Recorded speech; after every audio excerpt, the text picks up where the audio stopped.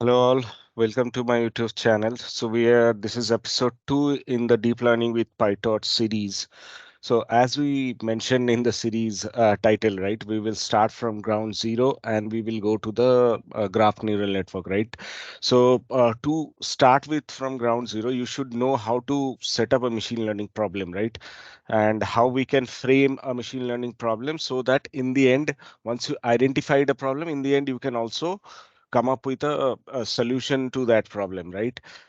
So let's get started. So first we will see what are the types of machine learning and what is machine learning specifically, right? So machine learning, you can say that a machine learning is a science and techniques of programming machines to think and act like human, right? So we are trying to mimic the human behavior, and we are trying to mimic using a machine, right? And so you must have seen, right, if you have kids in your home, so you must have seen that the kids learn from seeing others, seeing the different kind of videos, different kind of behaviors of elders who are there in the home, or the instructions from the teachers or from their parents, right? But in case of machines, we need to specifically fed these conditions which the machine needs to learn. That condition must be fed with in an explicit manner. So we need to feed the data, right? So machine learns from the data, and that data needs to be fed to the machine in explicit manner, right? Uh, we humans are generally learning from our sensory organs, right? We have our sensory organs, we perceive the environment on which we are currently in, and based on that we are learning from our experiences from this world, right? But as I mentioned earlier, also the machines generally learn from the data which we humans feed to the machine, right? And machine learning is like, you can say, like it is everywhere. Like we must be aware or we must be unaware, but we are using machine learning everywhere. So some of the examples, like you have your email box, right? So in your Gmail, you might have seen that it was like previously, like 4 5 years ago, there were a lot of spam messages, right? But over time you have seen that the spam messages in your inboxes has reduced. So there, behind the scene, there works a machine learning algorithm which is kind of tagging each of the emails which are in a nature of spam, and that those emails go to a spam folder, right? Then in your mobiles, right, we generally type either in WhatsApp or we are writing an email. So we have seen that the next word predictions are coming, right? So there also a machine learning algorithm is working in the in your mobile itself, right?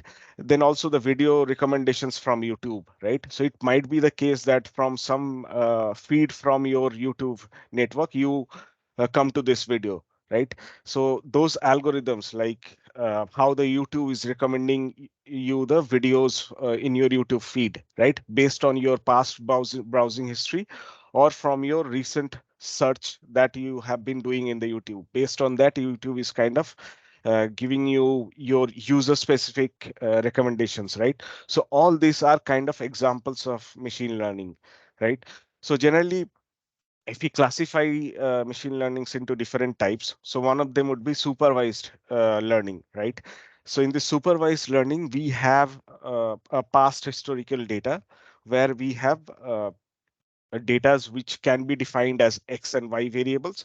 So this x are nothing but the features of that data or the characteristics of the data, and the y variables which I am talking about, that is generally what we are trying to predict or we are trying to figure it out. Like, so for an example, like generally we have, in case of supervised learning, we have two different types of learning which generally happens. So one of them is like regression and another is classification. So in regression, in case of regression, we are trying to predict a continuous variable, right? So for an example, like if you are trying to predict uh, a housing price, right? Or what would be the rain in terms of some amount in the next few days, right? Then there are classification examples, which I already talked about, like spam classification, right? So you are marking each of the emails, or the machine is marking each of the emails as spam or not spam, right? So that is kind of a classification task where the responses are generally, if it is a binary classification, it's either of like yes or no kind of a thing which we are trying to get as an output from the machine, right? So so this is what supervised machine learning is. Then there is another type of machine learning, which is unsupervised learning, right? Where we do not have the level data. So in case of supervised machine learning, which I talked about recently, so there we have level data, right? Either the price of few thousand houses are there in your data set, or the historical emails, right, which has been marked as spam or not spam. So those labeling for each row or each data data rows are kind of available in your data set, but there might be scenarios where we do not have any labels, right? So in those cases we generally use unlabeled or unsupervised machine learning, right? So some of the examples are like clustering and dimension reduction, right? So in clustering, what we generally do, so clustering, we do not have the label of the data. What we try to do is we try to group the data in different clusters. So for an example, for if you are talking about a customer of a telecom company, right? So those customers can be clustered or grouped in certain clusters. Like one of the cluster would be like who are kind of high profitable customers, like who are doing recharges very frequently. They make calls, they use the data very frequently. But there are other groups who are recently, they are not doing recharges, they are not using the service of the service they are subscribed with, right? So it might be the case they are very likely to churn in near future, right? So with this technique where we do not have label in the data, we try to group certain the data in different categories or different clusters, and then we can like target those group of users or the group of data, and we can do certain kind of task, right? So for the example which I was giving, like for clustering in case of telecom customers, right? So the cluster where the users are not making frequent calls or they're not making recharges in recent times, right? What we can do is from the business perspective is that we can offer them certain benefits, right? So we will say that if you do a recharge of 100, we will get a 20 rupees cash back, or you will get a night calling free. So those kind of targeting which we can do based on the behavior of the users belonging to certain clusters of the data, right?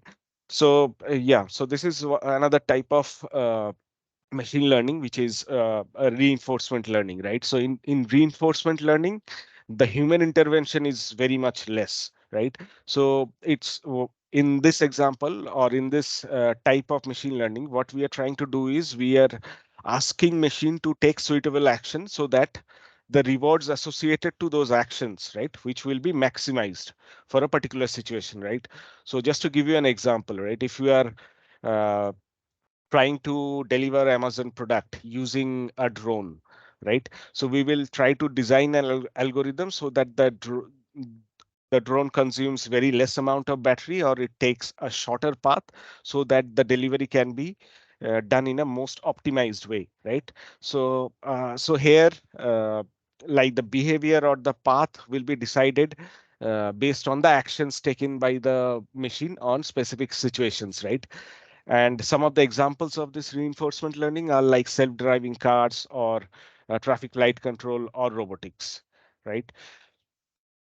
And if like this, the main interest of this course or this series is the deep learning, right? So deep learning is kind of a subset of a machine learning. So if you consider everything as AI, like whatever we are teaching the machines to learn, right? If you like club everything as AI, right? Then machine learning is kind of a subset of this AI. And and this deep learning is kind of again a subset of machine learning, right? So here the machine learning is happening, but it's happening with a technique called neural networks, right? So which we will learn in very much detail in this whole series, right? Just to reiterate, so AI is like a larger group, then there is a machine learning which is kind of a subgroup of AI, and then there is a deep learning which is kind of another subgroup of machine learning. So this deep learning is nothing but a machine learning with neural networks, right? Now some of the common application areas of machine learning, right? So why should we are so interested in machine learning, right? So generally, if you categorize the task of machine learning, you can categorize into four different sections. So one of them would be like making predictions, then compressing data. Another would be like generating new data, which is like very famous nowadays with the invent of chat GPT and GPT models. Then also learning a series of actions, right? So let's look few of the examples of each of these categories, how they looks like. So one of them is like making predictions, right? So if like a car is like breaking a traffic rule, right? So we can deploy a machine learning solution which will kind of read the license plate and it will give you the code of that license plate, right? So it will be kind of automated fashion, and based on that, like the subsequent actions can be taken, right? So then there is like compression of the data, right? So we human beings generally understand data either in two dimension or at most in three dimensions, right? We do not understand, or we do not we cannot understand the visualization of the data which are like higher than three dimensions or two dimensions, right? So what we can do is we can compress this higher dimensional data to a lower dimensional data. So for this example, like if you have an image where the size of the image is like 28 cross 28, right? So there are around 784 pixel values which are there. So like, so if you want to visualize this many pixels into a lower dimension, right? So we can do is we can compress the data in two dimensions, and we can bring this 28 dimensions to two dimensions, right? So that is kind of a problem where we can like compress the data which can bring more insights for the human, right? Then there is generating new data, right? So this you might have seen, right? So in OpenAI, like you kind of give a prompt and it will generate a new image, right? Similarly, you can do a question answering thing in chat GPT, right? You ask certain questions and chat GPT will give you a new answer to each of the questions, right? And it very much understands your requirement from the question you asked. So here is an example of where you are kind of generating, or the machine is kind of generating the new data from the input given or fed to the machine, right? Then there is also a concept called learning from a series of action, right? Where like a machine is kind of learning to win a game, right? So AlphaGo is one of the famous examples where machine kind of bit one of the champions of that game.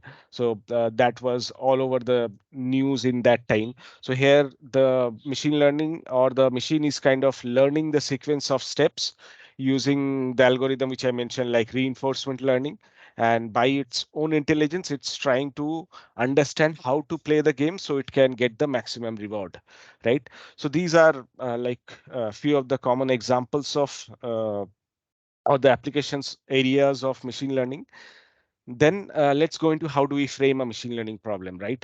So as I mentioned, like supervised machine learning is one of the topic which is like very extensively used in case of machine learning and also deep learnings. And also in this series, we will mainly focus on the supervised deep learning. So in the supervised deep learning or supervised machine learning, what we generally have is we have a set of features and we also have a target, right? So features are nothing but which I mentioned, right? If we are doing a housing price prediction, right? So these features are what we call as X variable that can be denoted with a symbol of X. Those are the examples of some of them are like total rooms, house of like size of the house, or like what is the carpet area of that house. So this can be the features which we will feed to the machine learning. Then we have also a target variable, right? So target variable is the thing which we are trying to predict, right? So generally the target variable in case of classification, which I already talked about, like spam or not spam, right? Or the price of the house in case of regression problem. And if there is a fraud that is going on, right, which is kind of a binary sort of classification, fraud or non-fraud, right? So for a given transactions of, say for an example, credit card transactions, right? So these are kind of like the way how we can define the features on the target. So we gather the historical data, and using that historical data, we are trying to teach the machine learning, and we are trying to train the machine learning so that it can make predictions on the newer data, right? Now, how do we frame it, right? Now, to do like to train the machine learning model, so generally what we do is we do a split of my data into a generally a 80-20 split or a 70-30 split. So this the larger split will be a training set and the smaller split will be a test set, right? Which I am showing here. So this is like my training set, and this is my test set, right? So using this train set, right, which is there. So using this train set, I will train my machine learning algorithm, and it will try to figure out what are the hidden patterns in the data, what are the hidden features are available. So using that, it will try to uh, found out a function which will map the x variable to the y variable, right? Then so once the machine is trained, right, so we generally check the performance in the training set, but that is actually not the true representation of the model performance, right? So it is kind of like you appearing in the exam, but you already know the questions of those exams and you are getting a good mark, right? So to evaluate your model, we generally hold out a set which is we call as test set, and that test set is not seen to the machine learning model during the training phase. So we call this as unseen data set. So this unseen, using this unseen data set, we try to evaluate the machine learning model performance, and we see how well the model is performing, right? So this is how you can set up one of the machine learning, like a typical machine learning problem. Like you capture the historical data, then you divide the data in train and test, and then you train the machine learning using the train data set, and you evaluate the model using the test data set, right? On a high level, this is how the basic steps are needs to be done. Now, now, if I take an example, right? So if you have certain features like height, number of spoken languages, if the that particular person is married or not. So these are kind of features which we generally gather from our historical data, right? And we also have a corresponding target data. And this mix of features, right, which we have, which we generally call as x variables, right? So they can be either of two types: either they are numerical features or they are categorical features. And numerical features are again can be of two types, which are like continuous and discrete. So continuous is like numbers which are continuous in nature. So this is one of the example, right? Then there can be a discrete variables, which are like a number kind of thing, right? So then there is a categorical feature. So in categorical features, the types are like binary, ordinal, and nominal, right? So binary is like the married, if that person is married or not, right? So it can be of either one or zero, right? Then there is a ordinal categorical variable where we have the data in form of text, but it has a certain order associated with. So if I try to see this current mood, right? So mood has certain values like sad, happy, and ecstatic, right? So this has a certain order. So if you are trying to predict how happy is the person, like then the lowest order would be like sad, and the ecstatic would be the highest order, right? So there has associated order with this type of variable. Then there is a nominal variable, which is nothing but a name to those feature variables, right? So country is like a nominal variable, which are like the values are like UK, US, and India, right? So you need to be mindful that machine only understands numbers, right? Either numbers which are in integer or in float. It does not understand which are like categorical features like ordinal or nominal features, right? So we need to convert this variables, right? Like for this example, like the current mood and country, those are pure categorical features. The values are in form of text, right? So we need to convert this data into a numerical representation. So how do we generally do it in case of ordinal variables where there is associated order? What we can do is we can convert this to a numerical values with an increasing number. So sad will be mapped with a value of 0, right? So which you can see here also. Like happy will be mapped with a number of 1. Then ecstatic will be mapped with a number of 2. So this is way in this way we can convert this ordinal feature to uh, a format which machine can understand, right? Which is in a number format. Then for this nominal feature, like the country, right? So country here we have three different values. So like UK, US, and India. So what we can do is we can do a one hot encoding. So one hot encoding, what does it mean is we create three separate columns and only one value out of those three columns will be high, right? So here if you see the value related to country equals to UK, that value is 1 and rest of the columns are 0, right? And then US will be converted with a representation with 010. So here the column associated with weak US will have a high value and rest of the columns will be 0. Similarly for India, right? So these are the different type of conversations which we can do. Like one of them is like level encoding, which I shown here. So this is like a level encoding using like you are transferring this current mood using starting from text data to a numerical data, right? Then you also can convert this nominal features to this set of three different columns, what we call as one hot encoding, right? So these are very basics of data preprocessing steps which I am talking about that we generally need to do before feeding the data to the machine learning, right? Okay, now let's see a typical machine learning life cycle, right? So you have a very huge amount of raw data, which is kind of historical data. And based on that, you have identified a use case on top of which you can do a machine learning problem or a deep learning problem, right? So the first step would be to gather this data, right? So once you gather this data, so you can store it to a certain database, or you can store it to a CSV or whatever format it is. Or in a big data also you can store. So once you have that raw data, then what you can do is you can do certain data preparations on top of this data, which I already talked about in the last slide, right? One hot encoding, label encoding. Then in the numerical features also, we do certain kind of data massaging or data crunching, like we like convert the numerical features into a same scale, which we will see. We will talk about these things in the future sessions, right? Then once the data preparation is done, then what we do is we train a machine learning or deep learning model using the trained data set, right? Which I already talked about in the last few slides. Then we kind of generate the predictions out of this model using unseen data or a new data.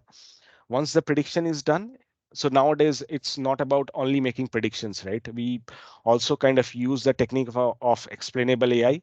So using this explainable AI technique, we try to understand which features or which features in the or which patterns available in the data that is kind of causing a this prediction, right?